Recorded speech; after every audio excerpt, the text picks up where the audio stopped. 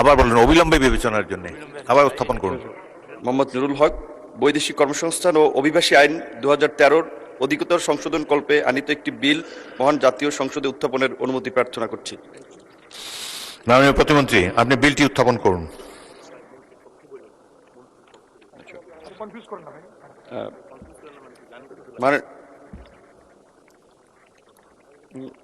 মাননীয় স্পিকার, আপনাকে ধন্যবাদ।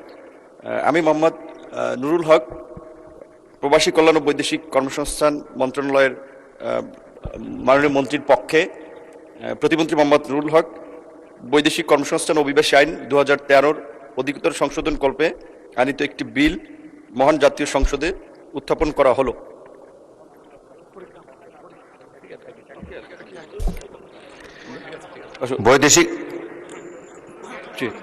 বৈদেশিক কর্মসংস্থান ও অভিবাসী সংশোধন বিল 2026 সংসদে উত্থাপিত হলো।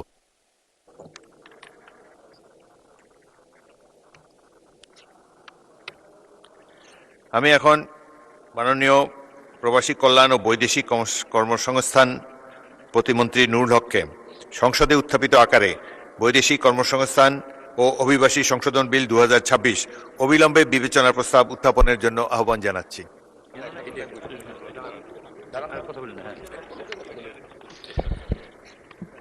আমি মোহাম্মদ নুরুল হক, প্রবাসী কল্যাণ ও বৈদেশিক কর্মসংস্থান মন্ত্রণালয়ের প্রতিমন্ত্রী, বৈদেশিক কর্মসংস্থান ও অভিবাসী আইন 2013 অধিকতর সংশোধন কল্পে আনিত বিলটি মহান জাতীয় বৈদেশিক কর্মসংস্থান ও অভিবাসী সংশোধন বিল 2026 অবিলম্বে উত্থাপিত আকারে অবিলম্বে বিবেচনা করা হোক। আবার বলেন। আমি মোহাম্মদ নুরুল হক, প্রবাসী কল্যাণ ও বৈদেশিক কর্মসংস্থান মন্ত্রণালয়ের প্রতিমন্ত্রী, বৈদেশিক কর্মসংস্থান ও অভিবাসী আইন 2013 অধিকতর সংশোধন কল্পে আনিত বিলটি বৈদেশিক কর্মসংস্থান অভিবাসী আইন সংশোধন বিল 2026 উত্থাপিত আকারে বিবেচনা করা হোক। আবার বলুন, অবিলম্বে বিবেচনার জন্য আবার উত্থাপন করুন। হ্যাঁ,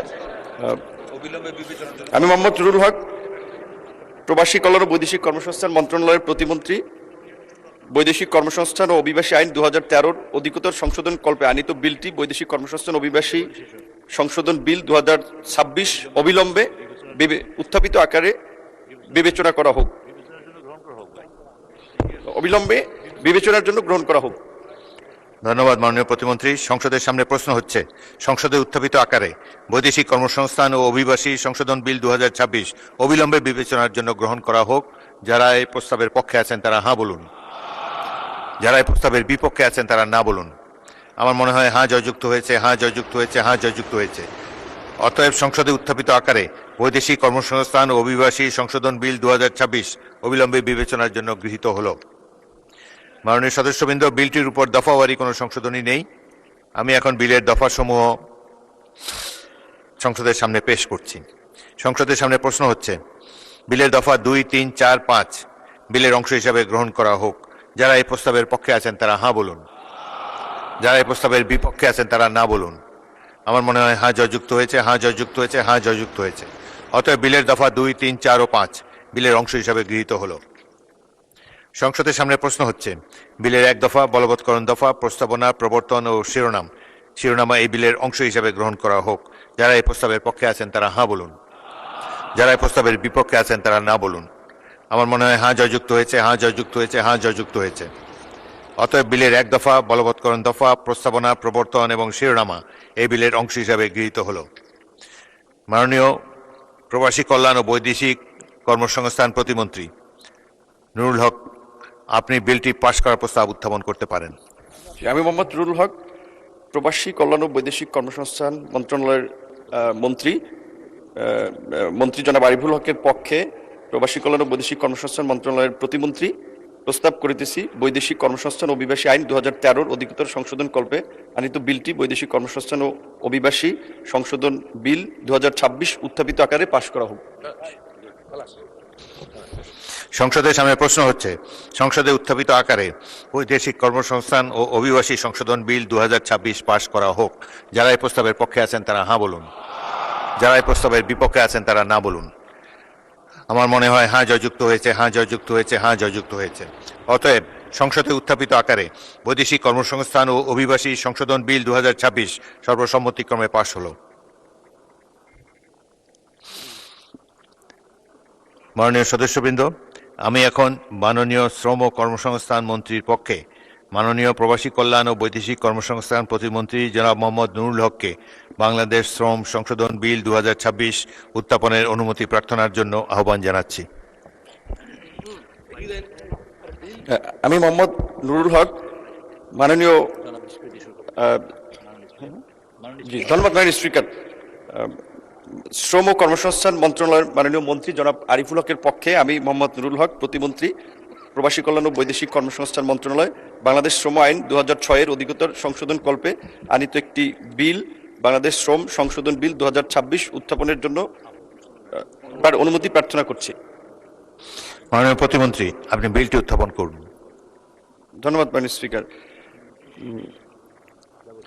মাননীয় শ্রম ও কর্মসংস্থান মন্ত্রী জনাব আরিফুল হকের পক্ষে আমি মোহাম্মদ নুরুল হক প্রতিমন্ত্রী প্রবাসী কল্যাণ ও বৈদেশিক কর্মসংস্থান মন্ত্রণালয় বাংলাদেশ শ্রম আইন 2006 এর অধিকতর সংশোধন কল্পে আনিত একটি বিল বাংলাদেশ শ্রম সংশোধন বিল 2026 উত্থাপন মহান জাতীয় সংসদে উত্থাপন করা হলো। বাংলাদেশ শ্রম সংশোধন বিল 2026 সংসদে উত্থাপিত হলো।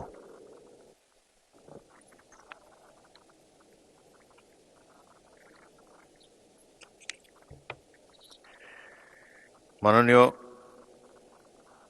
শ্রম ও কর্মসংস্থান মন্ত্রীর পক্ষে মাননীয় প্রবাসী কল্যাণ ও বৈদেশিক কর্মসংস্থান প্রতিমন্ত্রী মোহাম্মদ নুরুল হককে সংসদে উত্থাপিত আকারে বাংলাদেশ শ্রম সংশোধন বিল 2026 অবিলম্বে বিবেচনার প্রস্তাব উত্থাপনের জন্য আহ্বান জানাচ্ছি। ধন্যবাদ মাননীয় স্পিকার। মাননীয় শ্রম ও কর্মসংস্থান মন্ত্রী জনাব আরিফুল হকের পক্ষে আমি মোহাম্মদ নুরুল হক প্রবাসী কল্যাণ ও বৈদেশিক কর্মসংস্থান মন্ত্রণালয়ের প্রতিমন্ত্রী প্রস্তাব করিতেছি যে বাংলাদেশ শ্রম আইন 2006 এর অধিকতর সংশোধন কল্পে আনিত বিলটি উত্থাপিত আকারে অবিলম্বে বিবেচনার জন্য গ্রহণ করা হোক। সংসদের সামনে প্রশ্ন হচ্ছে, সংসদে উত্থাপিত আকারে বাংলাদেশ শ্রম সংশোধন বিল 2026 অবিলম্বে বিবেচনার জন্য গ্রহণ করা হোক।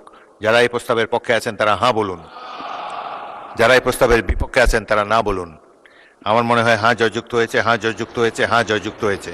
অতএব সংসদে উত্থাপিত আকারে বাংলাদেশ শ্রম সংশোধন বিল 2026 অবিলম্বে বিবেচনার জন্য গৃহীত হলো।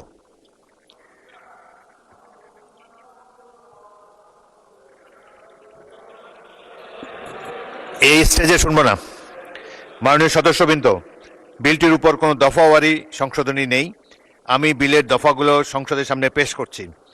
সংসদের সামনে প্রশ্ন হচ্ছে, বিলের দফা 2, 3, 4, 5, 6, 7, 8, 9, 10, 11, 12, 13, 14, 15, 16, 17, 18, 19, 20, 21, 22, 23, 24, 25, 26, 27, 28, 29, 30, 31, 32, 33, 34, 35, 36, 37, 38, 39, 40, 41, 42, 43, 44, 45, 46, 47, 48,